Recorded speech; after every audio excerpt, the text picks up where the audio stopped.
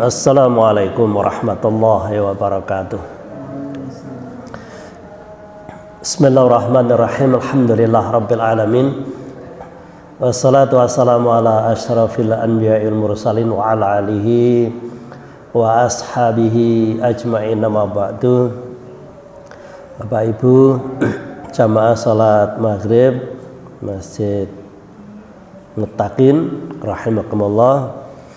Alhamdulillah kita malam ini bisa bertemu kembali di awal bulan Desember 2023 dalam keadaan sehat walafiat. Walaupun keadaan hujan dingin, tapi jiwa kita tetap semangat untuk belajar ilmu Allah SWT. Pada kesempatan ini yaitu belajar tentang ikatan-ikatan sihir atau bukul-bukul setan dan cara melepasnya.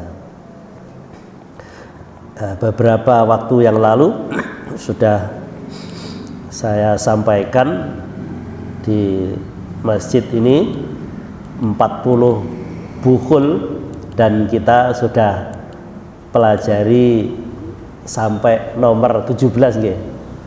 Sampai nomor 17. Nah, kita lanjut pada berikutnya dengan mohon kepada Allah Subhanahu wa taala agar kita sekalian selalu dalam lindungan Allah Subhanahu wa taala. Bukan hanya diri kita tapi juga keluarga kita dan juga handai taulan kita, teman-teman kita dan siapapun mereka juga kita doakan mudah-mudahan selalu dalam naungan ridho Allah Subhanahu wa taala. Adapun tanda-tanda jin ada dalam tubuh manusia yang 40. Ini saya ulang satu supaya nyambung ya. Satu, sakit kepala selepas waktu asar ke atas.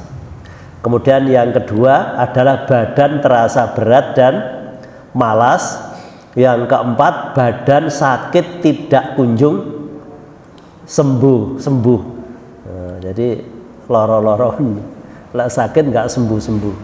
Bahkan dibawa ke dokter ya nggak sembuh. 5, sakit ketika ziarah orang meninggal. Ini kan janggal tuh. Kalau dibuat ziarah sakit. Sukar tidur malam. Kemudian yang ketujuh, sakit pinggang tanpa sebab. Jadi ada kejanggalan kan, sakit tapi nggak ada sebab.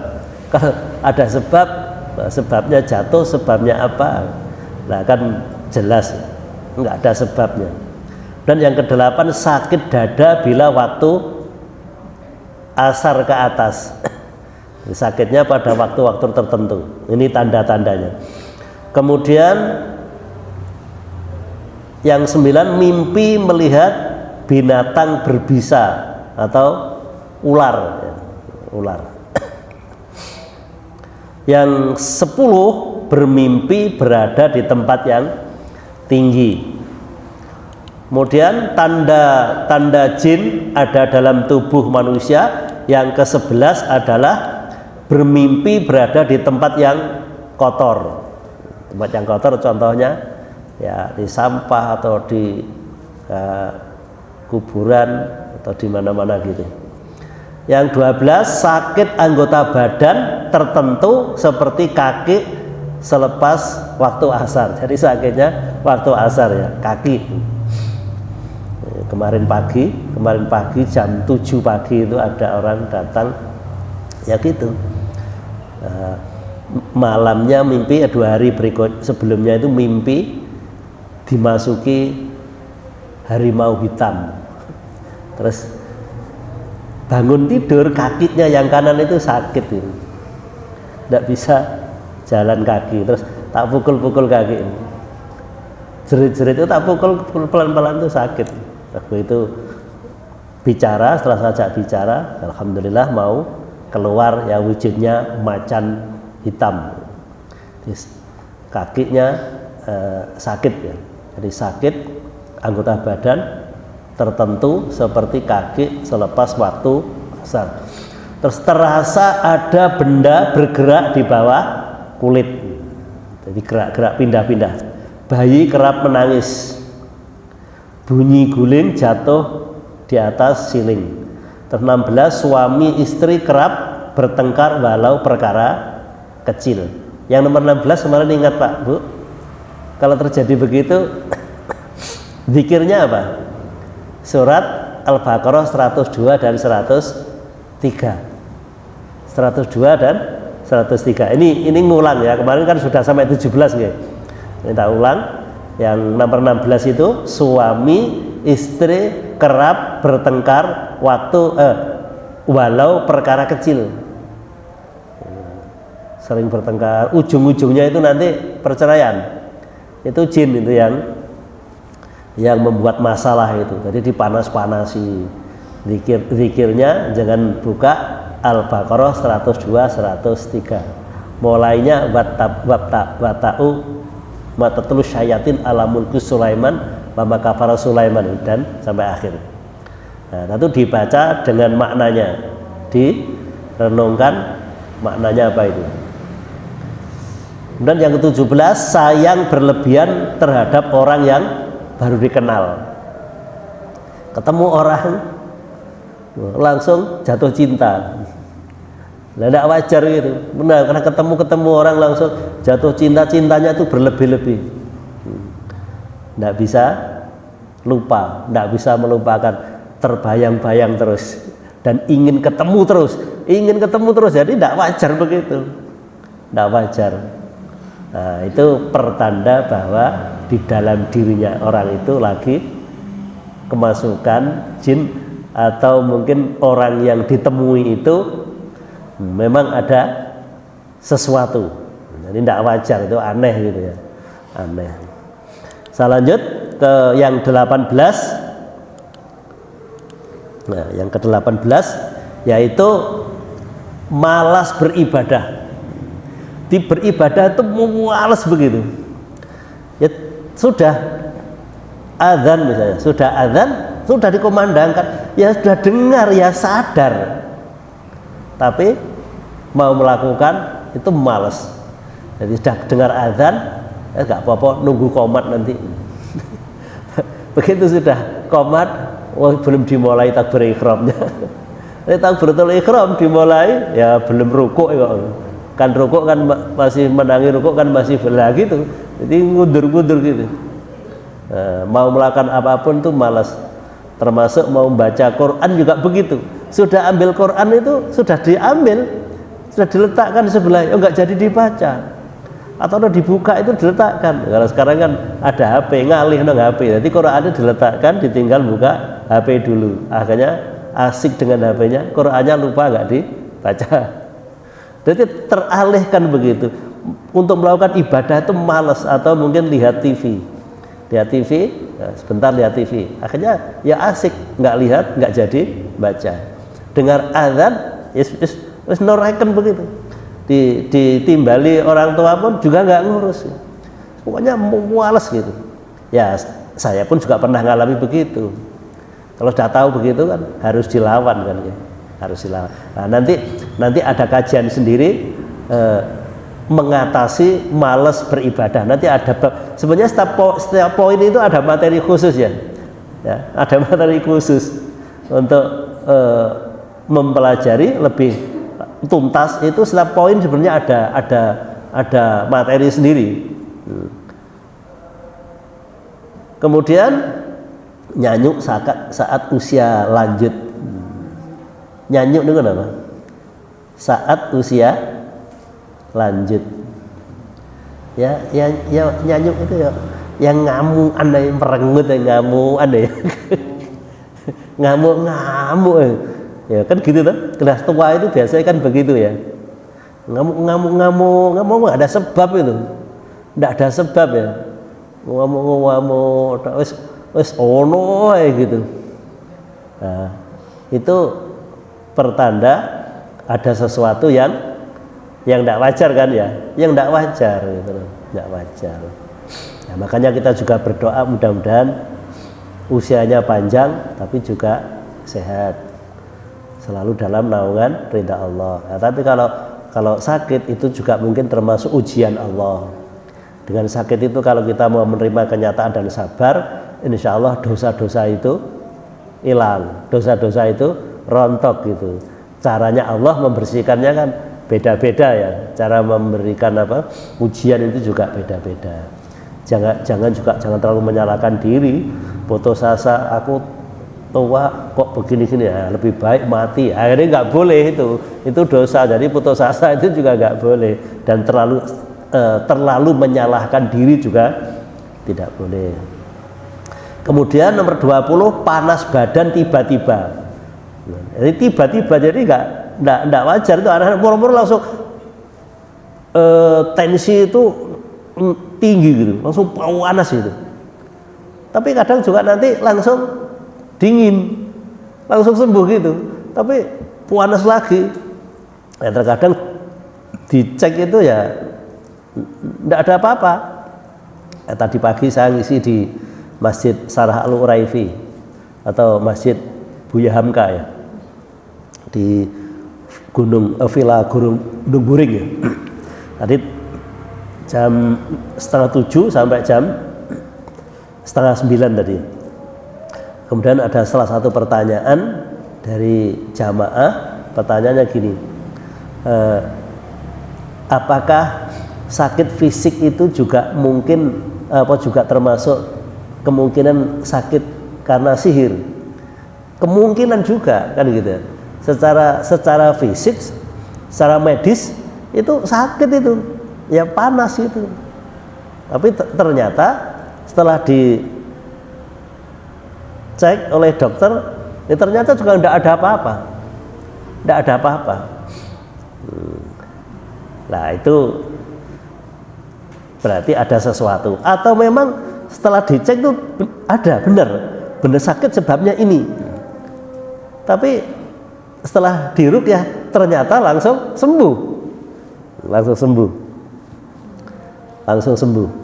Nah ini perlu untuk dilakukan. Nah, karena itu dengan belajar ngaji tentang ruqyah ini, paling tidak jenengan itu nanti bisa ngeruqyah diri sendiri, atau namanya ruqyah mandiri ya, ruqyah mandiri.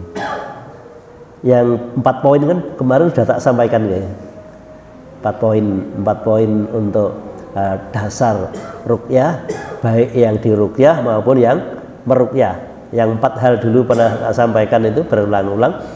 Yang pertama, takut hanya karena Allah. Yang kedua, belajar sabar. Yang ketiga, tidak lalai terhadap zikir kepada Allah. Yang keempat adalah tidak meyakini tentang animisme dan dinamisme. Nah, itu kalau ada di dalam diri kita dan juga dalam orang yang mau diruqyah itu diberi wawasan atau pengetahuan tentang itu, maka insya Allah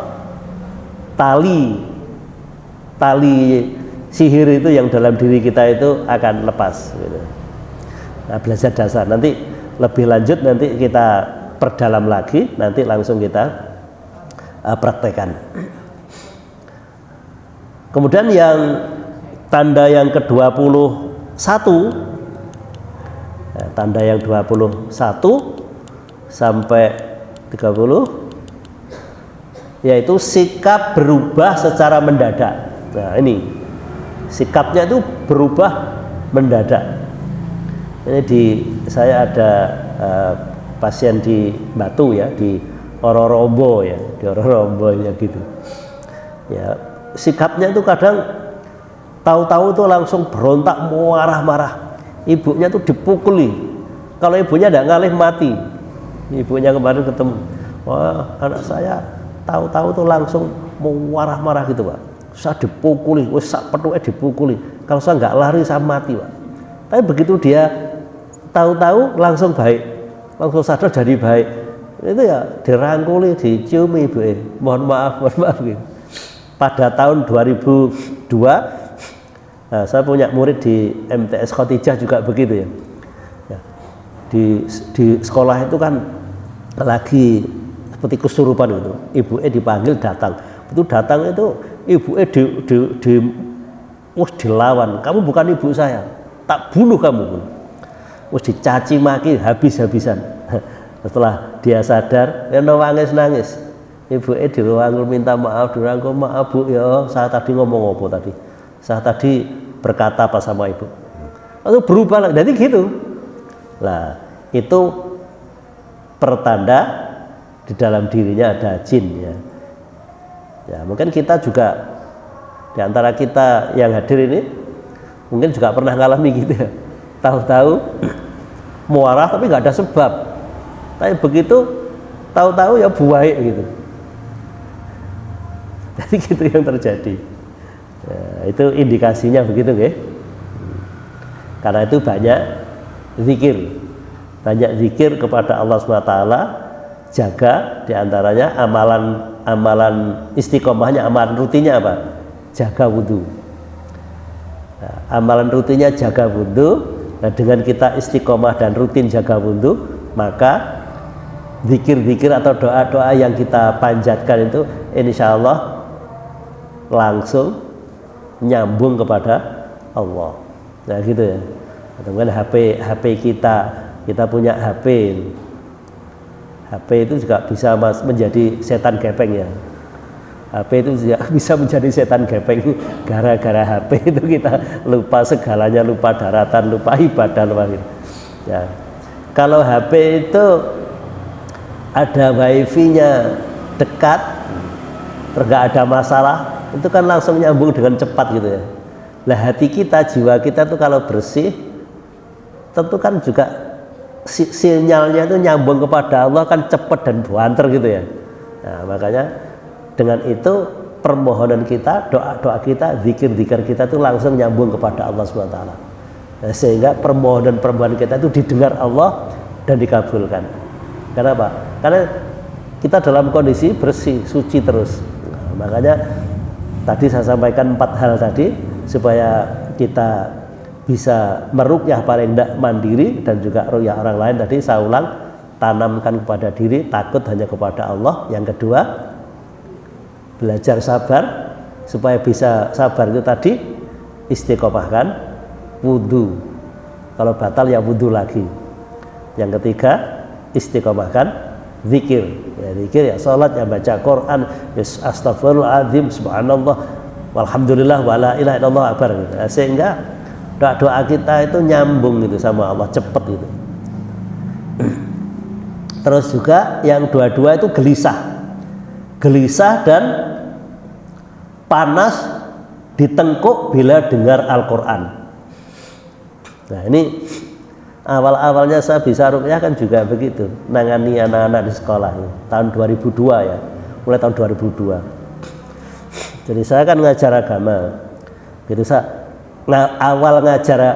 awal ngajar itu anak-anak saya biasakan baca Quran walaupun 2 ayat.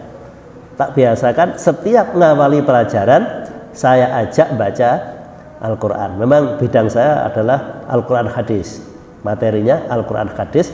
Begitu saya ngajar itu mulai, nah kemudian ada salah satu dari anak itu langsung tidak sadar menjerit itu, langsung menjerit.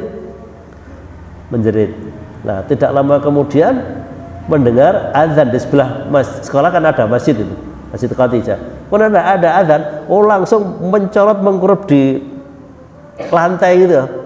Langsung jadi macan gereng-gereng gitu. Gereng-gereng. Ya itu, jadi gelisah dan panas di tengkuk bila dengar Al-Quran. Jadi di tengkuk-tengkuk ini. Tengkuk-tengkuk itulah, di tengkuk atau kaki ini ya, atau kadang di sini. Itu begitu mendengar Al-Quran, sajak ngawali pelajaran baca Quran, wis gelisah, bingung begitu, bingung. Ya tak kira lah pokok usrek aja. Ya saya belum tahu ya, lah pokok usrek. Begitu ada azan, langsung mencolot ya, langsung gereng-gereng, Nah gitu. Itu di dalam dirinya ada setannya, ada bukul-bukul yang ada di dalam diri. Jadi bukul itu bukul-bukulnya itu tali-talinya itu biasanya ditekuk-tekuk gitu ya. Ya kan, kalau ya ini pengalaman sekarang udah. Jadi kalau tak pukul-pukul gini, itu ditekuk-tekuk gini. Nah, seperti jenengan mungkin ngalami, loh, ada orang baca Quran atau ada azan kok tekuk-tekuk jenengan itu sakit itu ya. Tapi begitu selesai azan atau selesai baca Quran ya sembuh, nggak sakit. Tapi kalau ada gitu, lah itu tali-talinya itu dia artinya itu dia reaksi ya. Nah, hari Rebu kemarin ya gitu. Hari Rebu kan setiap hari ada ya, setiap hari ada. Hari Rebu kemarin itu ya gitu. Setelah dia datang kan dia merasa kok nggak nyaman Pak Ustadz. Saya tuh nggak nyaman tidur nggak. Kalau saya lagi sehat, saya itu selalu bertengkar sama istri. Tapi kalau dengan istri baik-baik, awak loro kabeh, terutama di ruas-ruas gini, gitu ya. Ya gitu. Kemudian saya bacakan ayat-ayat ruqyah, dia monting gitu, terus tangannya gini. Tangannya begini, langsung tangannya begini, langsung nempel temboknya seperti salib begitu. Seperti salib begitu tangannya gini. Nah, saya sudah biasa karena itu tidak panik. Nah, langsung saya bayangkan di ruas-ruasnya itu ada sesuatu gitu aja. Ya, tak pukuli gini dengan baca Al-Fatihah, baca ayat kursi, kata Al-Fatihah, gini, lepas. Ya, saya dengan kata itu, la haula wala quwata Allahu akbar gitu. Ya, tangannya langsung jadi begini. Nah begini, berarti yang sini sudah putus, tinggal ruas sini toh. Ya ruasnya saya pukul-pukul gini, saya pukul dengan baca ayat kursi, Wallahat al-falak anas, langsung bisa lepas lagi ya, bisa lepas lagi. Kemudian di perutnya saya pukul-pukul gini, saya tarik, nah, akhirnya nyandet di leher, di tenggorokan ruas leher. Ya, kita pukul, nah akhirnya alhamdulillah lepas juga. Itu ya, jadi kerap terus kemudian yang 23 suka melakukan tabiat buruk. Jadi perilakunya itu perilaku yang nggak terpuji gitu. Suka melakukan hal-hal yang maksiat kepada Allah, baik mungkin dari lesannya, dari mulutnya, dan mungkin tangannya, dan mungkin kakinya. Oh no ayo ya, yang dilakukan itu. Tapi di hatinya terkadang dia itu sadar, hatinya itu nggak mau melakukan itu. Tapi kadang ada orang lewat itu, dia tantang, dijak gelut gitu. Ya adiknya temen itu ya gitu. Dulu rumahnya di Jalan Manggar itu ya.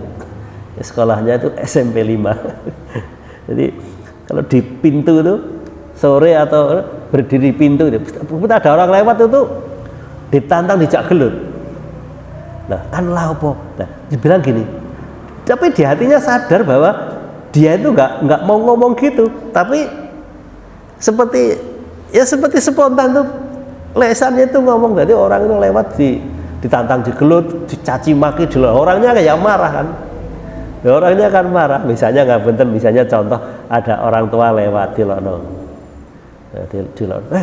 tua buangka, laupo, jadi ngomong, tapi di hatinya ndak, akhirnya kan jadi gila tuh, akhirnya jadi stres ya, jadi stres sampai sekarang kadang sembuh, udah punya anak itu kadang sembuh, kadang tahu-tahu ya gitu lagi, sekarang sudah ya usianya sudah hampir 50 ya, itu mulai SMP, gangguannya seperti itu. Jadi suka melakukan tabiat yang buruk di rumah gitu, dengan siapapun perilakunya itu perilaku yang buruk atau melakukan maksiat. Ya kadang tahu-tahu di rumah sama adiknya tidak apa-apa, ya usir, kakinya langsung sepak gitu, langsung kuaplok gitu. Ya, tapi setelah begitu tuh ya baru sadar. Tapi setelah melakukan keburukan itu baru sadar. Nah kan dibiarkan, kalau diteruskan akhirnya kan jadi gila ya. Itu betul gila, jadi stres anaknya. Itu contohnya begitu.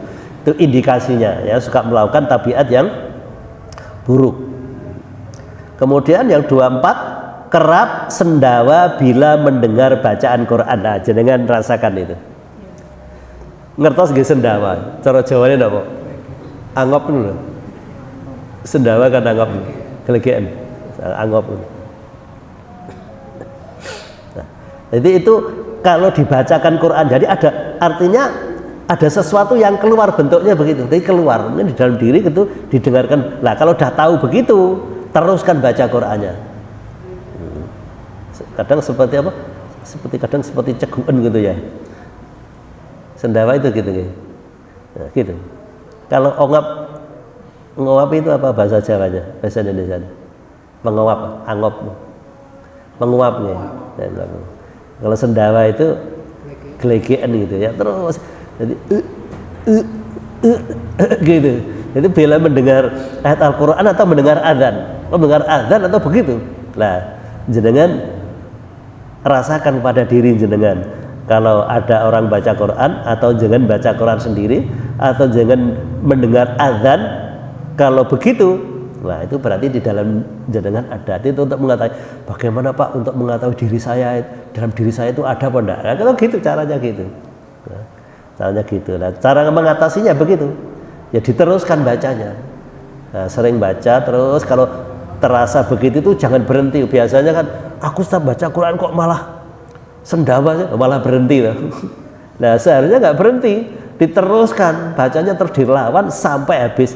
Atau dulu pernah saya sampaikan untuk ngecek di tempat ini ada apa enggak, jangan masuk satu tempat atau masuk kamar kok merinding. Nah, itu jangan lari, jangan pindah, jangan berhenti baca Al-Fatihah, ta'awud, Al-Fatihah, ayat kursi, terus Al-Kafirun, Al-Ikhlas, Al-Falaq, terus baca sampai merindingnya itu hilang. Nah, kalau belum tahu kan wedi, aku mau coba tambah gini ngalih ya. Nah, seharusnya tidak pindah, ya diam dibaca terus sampai hilang. Nah, kadang sekali langsung hilang, tapi kadang ya 2 kali 3 kali, tidak apa-apa.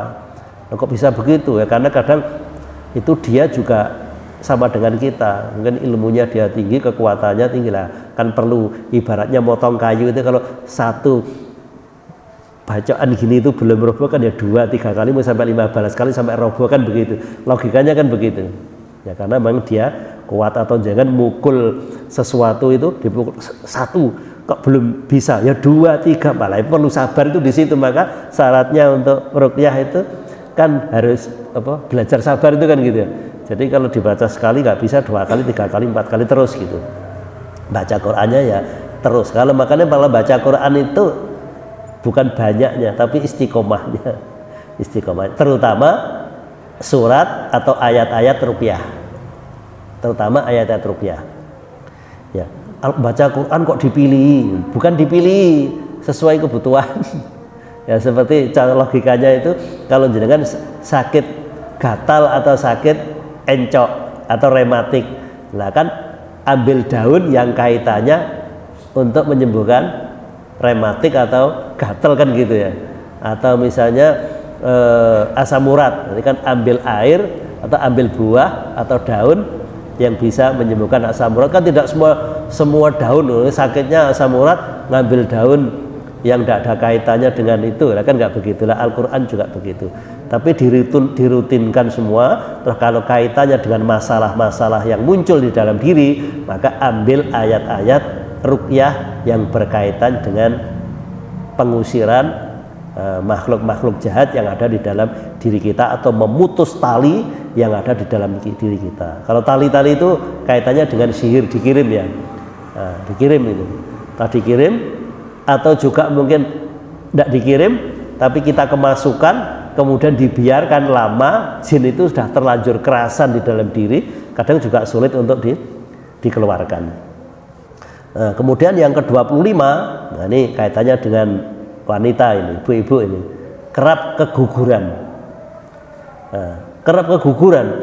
Nah ini di Semarang, anak saya kan di Semarang, kemudian punya pembantu gitu ya, dari Pemalang, begitu punya anak meninggal. punya anak meninggal. Jadi sampai 3 akhirnya dia seperti stres gitu. Kemudian terus ikut dari anak saya itu. Nah dengan cerita itu ya saya beri ilmu-ilmu itu ya. Setelah begitu dia ikut 2 tahun, kemudian sama suaminya disuruh pulang. Akhirnya sekarang punya anak lagi yang keempat, selamat dan baik. Nah, gitu ya. Dan juga saya punya teman ngajar di Khotijah itu, anaknya sekarang 10, tapi yang 5 itu meninggal. Tapi yang 5 masih ada. Jadi 1-2 meninggal. Jadi meninggalnya sudah di dalam, kering mesti. Jadi ketika lahir itu kering. Terus yang ketiga punya anak, yang ketiga laki itu selamat. Kemudian mulai kecil dulu kalau saya kemana-mana ikut saya itu. Jadi saya pakai anak angkat mong saya. Tuh, terus akhirnya bisa sampai sekarang kelas 2 SMP sudah hafal 30 juz sekarang ya Al-Quran di pondok Seragen. Kemudian adiknya yang keempat laki selamat juga ya, sambung di rumah. Kemudian setelah ini yang adik yang ke-5 lahir di dalam sudah kering lagi, mati lagi. Itu saya yang ngurusi, saya ambil di rumah sakit itu bayangan saya sekian gitu, tak sediakan kain, tak ambil ternyata sekian. Jadi bayi sekian itu sudah mati di dalam kandungan. Yang 1, yang kedua, terus yang ke-5, ya setelah yang ke-5, kemudian ada hamil lagi, itu hidup, terus hamil lagi, mati lagi di dalam kandungan lagi.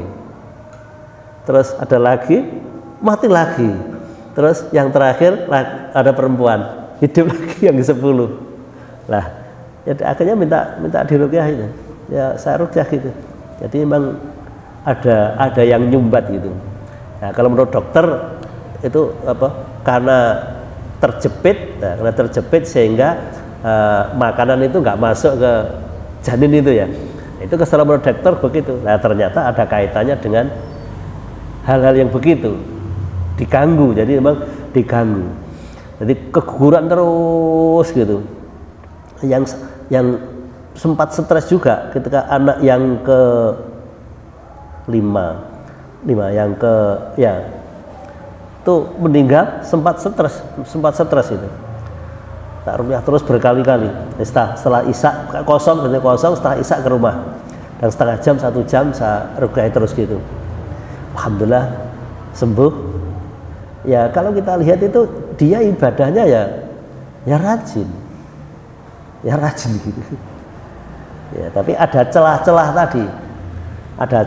tadi. Ya makanya tadi syarat ruqyah supaya tidak kematian kan ada yang ketiga tadi kan. 1 tak ulang lagi, 1 takut hanya kepada Allah, 2 belajar sabar, yang ketiga kan tidak boleh lalai terhadap apa? Lalai terhadap zikir kepada Allah. Jadi bukan banyaknya tapi istiqomahnya. Loh kenapa kok begitu? Jangan peresani dalam Quran surat Al-A'raf ayat 27. Nah, saya ulang-ulang itu supaya jenengan nggak lupa dan segera ditindaklanjuti. Terkadang kan juga sudah ingat tapi kan nggak dibuka juga. Al-A'raf 27 bahwa jin itu bisa melihat manusia, sedangkan manusia kan nggak bisa melihat mereka bisa melihat manusia dari alamnya dengan jelas, sedangkan kita tidak bisa melihat. Nah kan mereka kan tahu lengahnya kita atau kosongnya kita. Begitu kosong maka masuk, maka tidak boleh kekosongan. Terus banyak zikir terus. Baik mau tidur, apalagi kalau mau tidur itu kita harus pasrah kepada Allah ya. Pasrah kepada Allah yaitu apa? Ya banyak istighfar, karena kita tidak tahu apakah setelah tidur itu bangunnya masih hidup atau enggak, kan tidak tahu. Nah, makanya banyak istighfar, banyak memberi maaf sama orang juga. Nah, paling enggak baca, paling tidak itu menurut hadis dari Aisyah itu baca trikul ya, kalau mau tidur itu kan baca itu. Nah, sehingga terjaga terus gitu. Kemudian yang ke-26, gagal melakukan hubungan suami istri. Nah ini yang batu itu juga begitu ya, dia jujur ya, ngapunten ya, ya Bu atau Pak, kalau manggil saya Us gitu ya, Ustadz itu dia nggak manggil Us gitu, tak kira sopo sih Us ya, ternyata manggil saya maaf Us ya, saya ini sudah lama yang nggak ada selera sama sekali melihat suami itu, nggak tertarik sama sekali. Jadi gitu, jadi nggak selera, jadi nggak ada selera dan nggak bisa.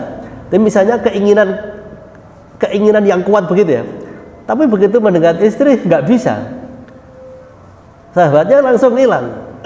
Begitu juga yang istri sama gitu. Nah itu indikasinya gitu. Ada juga ada pasangan baru, manten anyar gitu ya, kita nikah nggak bisa. Nah ini beneran, ini di Samu Jajar 2 namanya, saya tangani. Nah suaminya itu polisi, yang perempuan itu ya cantik, kalau menurut saya nilainya ya 9 gitu ya. Nilainya 9. Yang laki ini ganteng, polisi itu ganteng, nilainya 9 podo, jadi ganteng sama cantik itu. Nah tapi begitu kumpul dengan istri nggak bisa itu. Nah akhirnya diperiksakan ke dokter, tapi diperiksa dokter itu ya normal, ya kan bingung kan. Akhirnya bertahan 1 tahun ya, bertahan 1 tahun. Nah, kemudian saya panggil khusus, Mas, apa sampai itu nggak ada keinginan begitu? Jawabnya apa? Sebenarnya ya ada Pak, tapi kalau dekat itu ya nggak ada minat. Dan saya juga dalam hati saya begini, nah di dalam istri saya itu anak jin, lah aku hubungan gitu anakku nanti anak jin dari mana. Jadi begitu. Nah ini nyata ini ya. Akhirnya kalau sudah begitu yang terjadi apa? Kan bertengkar terus. Ya bertengkar. Jadi periksa ke dokter itu berkali-kali. Ya diperiksa itu ya normal. Loh, jadi istrinya gini. Lah saya itu juga heran Pak Ustadz. Apa?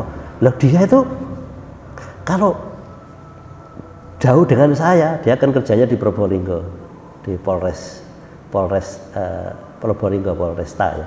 Ya begitu. Kalau sama anak perempuan yang lain sudah tertarik, ya pacaran sama.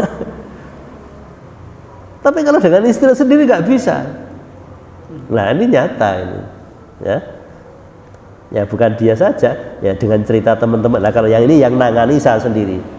Akhirnya ya lepas, akhirnya terpaksa cerai. Ya, tapi memang yang diharapkan oleh orang ketiga itu kan dia cerai. Yang diharapkan kan ya memang harus cerai. Yang terjadi begitu. Nah kalau tak datangi ya sembuh. Begitu saya pulang ya balik lagi. Nah, gitu ya. Nah makanya caranya jangan ketergantungan. Maka saya ajari gini. Ya dia tidak mampu karena juga yang nyerang kuat ya kan. Kalau saya telusuri ternyata dari keluarga yang laki itu ibunya itu dukun, nggak setuju dengan ini gitu kan, terus dihantam terus. Saya kan tidak bisa nunggoni terus ya, dia kan tahu terus, jadi istilahnya dikirim terus ya, kan kena lah. Maka solusinya apa? Dia saya ajari, tapi dia juga kualan kan, ibadahnya juga nggak begitu baik gitu ya, kena juga. Nah, akhirnya cerai. Alhamdulillah sekarang sudah 2 tahun berikutnya sudah masing-masing nikah. Jadi tangga saya juga begitu, keluarga sampai 4 tahun 5 tahun nggak punya keturunan. Tadi periksa dokter katanya dua-duanya kosong. Kemudian tertarik dengan orang lain, akhirnya pisah. Nikah dengan orang lain, dua-duanya punya anak sekarang. Jadi yang laki itu nikah dengan orang lain punya anak, terus yang perempuan tadi orang Tulungagung itu nikah dengan orang lain itu ya punya anak. Ya memang sengaja dibuat begitu, dikirimin terus gitu ya. Nah itu terjadi. Dia ketemu istrinya, ketemu suaminya nggak niat nih. Walaupun cantik itu menurut penilaian kita, menurut dia ya jelek gitu ya. Sehingga nggak tertarik. Begitu mendekati langsung hilang nafsunya. Ngerti nggih? Terus kemudian yang 27 mengantuk bila dengar bacaan Al-Qur'an. Nah, jangan terasa kadang ada orang yang diruqyah itu atau yang ngikuti, yang dampingi. Begitu saya baca ayat ruqyah, podo turu. Begitu selesai itu ada reaksi, ngantuk Ustaz. Begitu jangan mulai auzubillahi minasyaitonir rajim itu ngantuk pol wis gak kuat nahan. Begitu selesai langsung bergas kembali. Lah itu indikasinya begitu, itu di dalam diri kita atau di dalam diri jenengan ada itu, atau mungkin ada yang kaitannya ngaji atau mungkin orang baca sholawat atau apa itu jenengan langsung asik tawanek gitu. Apalagi khutbah Jumat ya. Khutbah Jumat itu mesti langsung tidur ya. Nah supaya nggak gitu tuh triknya gimana? Jangan kalau duduk jangan gini, ditegakkan gini kan. Kalau jangan biasanya tidur kan duduknya kan gini ya. Asik jenengan asik tahu-tahu loh. Malah jenengan bangun dan jenengan malah gini. Loh, ini aliran apa ini? Khutbah kok enggak ada khutbah kedua. Kok moro-moro komat? Nah, jenengan lagi tidur asik kok. Itu pembukaan khutbah, jangan lagi pembukaan masih ada. Loh, begitu tahu-tahu kok langsung komat. Loh, khutbahnya tadi apa? Kok enggak khutbah duanya kok enggak ada? Kok moro-moro kok komat, aliran apa ini? Jadi nyalahkan sing khutbah, udah tidur asik kok. Nah, begitu selesai baru bangun. Jadi ya seperti ya gitu, itu indikasinya begitu ya. Padahal bergas gitu. Begitu sudah ngaji dimulai atau baca Quran mulai langsung ngantuk, tanek itu tidurnya. Nah, maka itu perlu dipertanyakan kepada diri. Nanti nggih. Jadi mengantuk bila dengar bacaan Al-Qur'an. Kemudian yang 28, mimpi seram yang menakutkan. Jadi mimpi-mimpi yang seram menakutkan. Kalau saya biasa, kalau setelah nangani itu mesti mimpi-mimpi itu karena memang diserang ya. Jangan pernah ngalami ya, saya yakin semuanya pernah. Mimpi seram, didatangi macan atau dililit ular atau dikejar-kejar orang yang besar begitu. Nah itu berarti jangan lagi dikejar. Yang tamu kemarin yang pagi itu begitu, jadi adiknya itu tidur itu ya didatangi orang, kemudian punggungnya itu dijahit ya. Jadi dijahit, kemudian dia bisa lari, kemudian ambil gunting itu diputusi talinya. Terus dia datang, Mbak, sama enggak apa-apa, aku mimpi gini. Terus ya kakaknya mimpi didatangi macan hitam itu tadi. Macan hitam masuk ke dalam dirinya. Kadang ada seperti di depan rumah itu seperti ada orang itu melempar sesuatu gitu ya. Mimpinya tuh gitu. Kalau saya pernah ngalami juga mimpi seram itu, saya belum bisa ya. Ingat ya tahun 82 ya. Tahun 82. Itu mimpi perasaan saya saat tidur itu diduduki orang besar gitu ya. Orang besar duduk itu. Saya takut, akhirnya kan bangun. Setelah bangun itu tidur lagi, itu nyambung lagi sampai 3 seri. Wah, akhirnya saya ketakutan. Jam 3 malam itu saya keluar duduk di luar. Itu rumah saya kan di Jalan Sumber Waras nomor 3 itu. Rumah itu ya kosong, sama saya sendiri yang ini. Serem itu tetangga. Sampai kok kendelnya berani situ. Kalau malam itu saya lihat ada orang tua perempuan siram-siram itu siapa? Ya enggak ada orang. Tangga-tangga itu sering melihat gitu lah. Saya sering mimpi begitu, itu seram itu. Belum bisa ruqyah ya tahun 8 itu. Saya bisa itu 2002. Itu sering gitu, mimpi bolak-balik itu mimpi gitu. Wis dikeroyok itu, wis diuber-uber apa macan begitu. Nah, itu pertanda bahwa di dalam diri kita ada. Nah, makanya kalau ada orang mau ruqyah itu tidak usah tak tanya. Saya bukan ngeramal mimpinya, tapi berdasarkan pengalaman dan ilmu yang saya peroleh, buku-buku saya baca itu indikasinya adalah dengan mimpi-mimpi itu untuk mengetahui dalam diri. Maka tadi pagi tanya untuk mengetahui bahwa orang itu sakit fisik atau sakit karena sihir gimana? Nah caranya begitu tadi. Yang bersangkutan ditanya, dia misalnya sakit gitu ya, tanya, misalnya Bapak kalau tidur sering melihat sini enggak, ya berarti fisiknya sakit fisik murni. Nah, tapi kalau sering ini melihat ini atau ada kejadian yang aneh-aneh dalam dirinya, lah itu berarti fisiknya tadi akibat dari gangguan di dalam diri atau non fisik ya, non fisik. Dampaknya ke ya seperti tadi yang pernah saya terangkan dari orang Pandaan itu ya, nggak bisa jalan itu orangnya kalau jalan bungkuk kaki itu berat. Nah, begitu duduk langsung tak bacakan ayat ruqyah, begitu tak pukul-pukul gini langsung muncul, langsung gemeter gini. Kamu siapa? Aku namanya ini. Nah, kenapa? Aku dikirim kepala sekolahnya. Kenapa? Orang ini setiap hari geger karo kepala sekolah. Jadi tidak bisa. Nah, tapi juga ke dokter itu katanya asam urat, katanya bawa obat banyak gitu. Ya, asam urat, sing jantung, sing jadi orang itu. Usianya 35 ya. Nah, kemudian begitu tak pukuli sudah gitu. Ya mimpinya ya begitu, mimpi sing serem-serem itu. Nah, begitu gitu saya langsung bisa memastikan oh ini bukan fisik, ini bukan fisik semata tapi gangguan.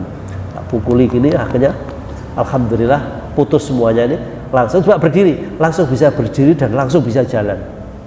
Nah itu nyata gitu, langsung adik saking senengnya ini, alhamdulillah mas, sampean sembuh mas, mari ngono sampean rabi ya mas.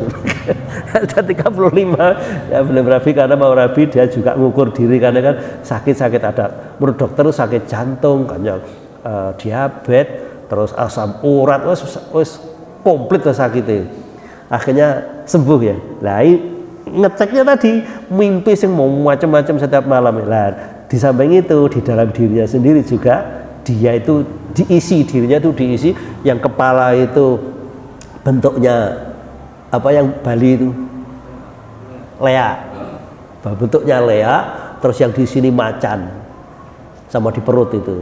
Nah memang sengaja belajar, sengaja minta orang diisi supaya dia mempunyai benteng diri karena dulu kerjanya di Banyuwangi terus pindah ke Pandaan. Nah di Pandaan itu tukaran sama kepala sekolah ya. Yang kepala sekolah mungkin pegel biar jadi dikirim di kaki itu ikatan semua ruas-ruas dikasih nggak bisa jalan. Jadi kalau jalan yang bungkuk-bungkuk begini, ngangkat kaki itu berat begitu. Nah ngecek saya begitu, mimpinya serem Pak, aku sudah berubah gini ya, bentuknya ya begitu, bentuknya macam bentuknya leak. Nah setelah saya cek, saya bacakan doa, ya keluar wujudnya itu. Nah, setelah itu alhamdulillah bisa keluar, setelah keluar ya sembuh. Tapi yang menyembuhkan Allah bukan saya, biidznillah karena doa-doa tadi. Mungkin gitu ya, sudah azan ya, sudah sampai 28 ya. Sampai 28 ya, kita tidak usah tergesa-gesa nguber, pokoknya harus tuntas ya. Kita belajar nyantai aja, belajar yang penting yang kita pelajari ini bisa kita pahami, terus yang lebih penting lagi adalah kita amalkan, kita praktekkan di dalam belajar atau mempraktekkan itu. Kalau ada masalah boleh dikomunikasikan dengan saya ya, langsung boleh, lewat WA boleh ya. Sekali lagi tak beritahu supaya nanti jenengan tidak pegel, katanya disuruh WA, di WA nggak dibalas-balas. Kalau jangan WA belum saya buka atau belum saya balas ya, jenengan khusnudon saja, mungkin saya lagi repot. Kadang kan pas lagi kajian begini kadang kan WA toh ya, kan tak buka kan nggak langsung bisa jawab, kan nggak bisa. Nanti nah, begitu nanti kadang lupa. Nanti setelah di rumah terkadang ada di rumah ada tamu, ada kegiatan, kadang kan lupa ya. Karena itu mohon untuk paling jangan suudzon tadi khusnudon, atau diingatkan lagi gimana Ustaz WA saya kemarin. Nah, mungkin begitu kan. Jadi kita tetap khusnudon saja, dengan jangan suudzon, itu berarti kan jenengan dosa. Saya nggak dosa, jenengan yang dosa ya. Ustadznya kok dirasani. Kan gitu, dirasani dilokno, padahal nggak begitu. Seperti punten, satu lagi ada kasus begini. Ini contoh kaitannya dengan suudzon. Nah, misalnya pengurus takmir sini ya, menghubungi salah satu khotib, Ustadz besok bisa datang, insya Allah bisa. Bisa. Ternyata tidak bisa datang, mau marah-marah. Oh Ustadz nggak amanah, kemarin dihubungi bisa, kok ternyata nggak datang. Apa sih? Mohon maaf Pak, saya di rumah sakit. Tadi pas berangkat tadi di jalan kecelakaan. mau hubungi kan nggak bisa toh. Loh ini nyata ini, karena saya pengurus CMM ya, saya pengurus Korup Balang Muhammadiyah Malang Raya ya. Itu ada salah satu kasus. Lah itu kan kita tetap ya khusnudzon ya kita nggak tahu sudah berangkat, tapi termasuk Pak Abdurrahim, Ustaz Abdurrahim kan juga mengisi di mana di Noyo gitu ya, di jalan kepreset uli tibuk kakinya, akhirnya kan ke rumah sakit, kan nggak sampai ke masjid. Nah, takmir muarah marah-marah dosa nggak tahu, ternyata sing dimarahi kecelakaan di rumah sakit. Lah makanya kita tetap khusnudzon sesama kita. Ya, seperti tadi ya, saya minta jangan gitu, kemudian ternyata saya belum bisa jawab, jangan nggak usah marah, nggak usah suudzon gitu ya. Nah, saya rasa cukup dulu sampai 28, yaitu bermimpi seram yang menakutkan. Itu termasuk indikasi bahwa di dalam diri kita ada jinnya atau ada bukhul atau tali-tali sihir. Mudah-mudahan kita sekalian selalu dalam naungan ridha Allah Ta'ala, lindungan Allah SWT, sehingga kita bisa selamat dan bisa ibadah, melaksanakan perintah Allah dan menjalankan larangan Allah dengan sebaik-baiknya.